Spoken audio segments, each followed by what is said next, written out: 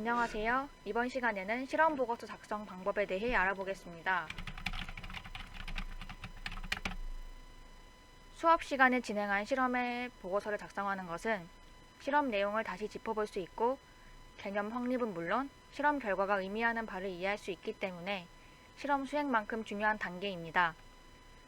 혹시 실패한 실험이더라도 결과 보고서 작성을 통해 이론 정보를 검색하고 또 고민하는 과정들 속에서 실험 목적을 달성할 수 있습니다. 그렇기 때문에 여러분이 본 강의 내용을 잘 숙지해서 보다 양질의 보고서를 작성할 수 있기를 바랍니다. 먼저 실험 보고서의 일반적인 틀은 다음과 같습니다. 실험 제목을 쓰고 부제목 같은 경우 개인의 창의적인 생각으로 실험의 특징을 살려서 이름을 지어주세요. 그리고 학번 이름은 필수입니다. 첫 번째, 배경이론 및 실험 목적입니다. 모든 실험은 특정 조건에서 어떠한 현상이 나타나는지를 확인하기 위해 실험을 합니다. 여기서 확인하고자 하는 특정한 조건이란 직관적으로 떠오른 아이디어나 이를 잘 정리한 이론이 될 수도 있고 기존에 여러 차례 검증된 이론일 수도 있습니다.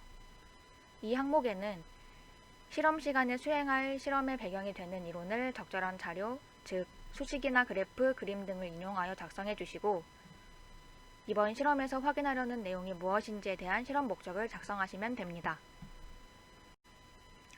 다음 실험 과정입니다.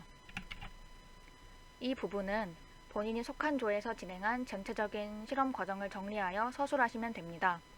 필요하면 수업 시간에 실험 전경 등을 사진 찍어서 나타내거나 모식도 등을 활용하여 작성합니다. 실험 방법에 따라 결과에 대한 신뢰도가 달라질 수 있기 때문에 정확도나 정밀도 그리고 신뢰도에 영향을 주는 과정을 빼먹지 않도록 주의하면서 작성해 주시기 바랍니다. 그 다음으로는 실험 결과 및 분석 항목입니다. 이 부분은 실험 결과와 그 결과가 의미하는 바를 작성하는 곳입니다. 결과 보고서를 읽는 사람이 실험 결과를 한눈에 알아볼 수 있도록 특성에 맞는 형식으로 표나 그래프 등을 활용하여 일목요연하게 결과를 표현해야 합니다. 이론이나 예상했던 가정과 일치하는지 분석하고 만약 다르다면 그 이유도 서술합니다. 다음은 결론입니다. 이 항목은 실험을 통해 확인한 내용을 간략하게 요약하는 곳입니다. 본 실험을 통해서 확인할 수 있었던 사항들을 요약하되 확신할 수 없었던 추측성 내용은 되도록 적지 않습니다. 그 다음 논의입니다. 본 실험을 통해 알게 된 점이나 느낀 점 등 주관적 사고를 서술하는 곳입니다. 이 부분에서는 실험 과정에서의 개선 사항을 적거나 자신의 아이디어를 추가하는 등 자유롭게 작성해도 좋습니다. 마지막으로는 참고 문헌 항목입니다. 참고 내용, 그림, 수식 등 참고한 모든 자료에 대한 구체적인 출처를 밝히는 것은 매우 중요합니다. 이에 대해 표기 규칙을 정리해서 보여드리겠습니다. 표기 방법을 참고해서 작성하시면 됩니다. 마지막으로 기타 참고사항에 대해 몇 가지 알려드리겠습니다. 보고서의 용지 여백, 글꼴, 글자 크기 및 간격 등은 자유롭게 수정 가능합니다. 또한 보고서는 앞서 언급한 형식에 국한된 것이 아닌 필요에 따라 새로운 분류를 작성하셔도 됩니다. 그리고 맞춤법과 보고서 전체 편집 정도는 중요한 사항이므로 가독성이 높은 보고서를 작성하시기 바랍니다. 혹시 보고서 작성 도중 궁금한 점이 생기면 교수님을 찾아가거나 조교에게 질문해도 좋습니다. 이제 정말 마지막으로 실험 보고서 샘플로 예시를 하나 보여드리겠습니다. 이건 광전자공학 실험 1에서 실제 진행할 실험 중 하나인 광섬유 격자 센서 FBG 실험입니다. 보고서는 이처럼 3페이지 분량으로 작성하시면 될 것 같습니다.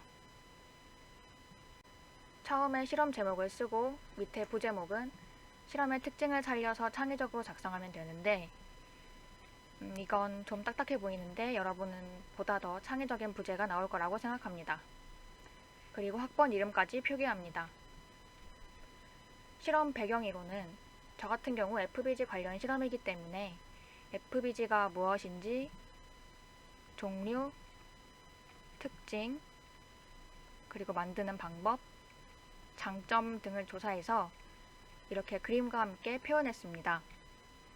추가로 그림을 삽입할 경우에 이렇게 캡션을 넣어서 어떤 그림인지 명확히 제시하고 그 그림에 대한 설명은 필수적으로 들어가야 합니다. 그리고 마지막 부분에 실험 목적을 간략히 썼습니다. 다음 실험 과정에서는 수업 시간에 찍은 실험 전경 사진과 모식도를 통해 나타내고 실제 실험을 진행한 순서와 방법을 정리했습니다.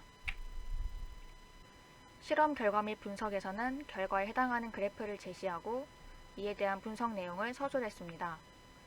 필요에 따라 이렇게 수식에 의거한 결과값을 나타냅니다.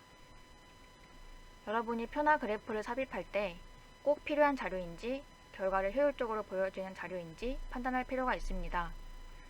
가독성 높은 보고서를 위해 이 점을 유의해 주시길 바랍니다. 다음 결론으로 실험의 전체적인 내용과 결과를 요약했습니다. 마지막 논의 부분으로 저의 주관적인 생각을 표현했고 참고 문헌으로 마무리했습니다. 끝으로 저는 이 보고서 샘플은 많이 부족한 예시라고 생각합니다. 여러분이 실험 보고서 작성 내용을 잘 숙지하셔서 이보다 더 나은 보고서를 작성하기를 응원할게요. 이상입니다.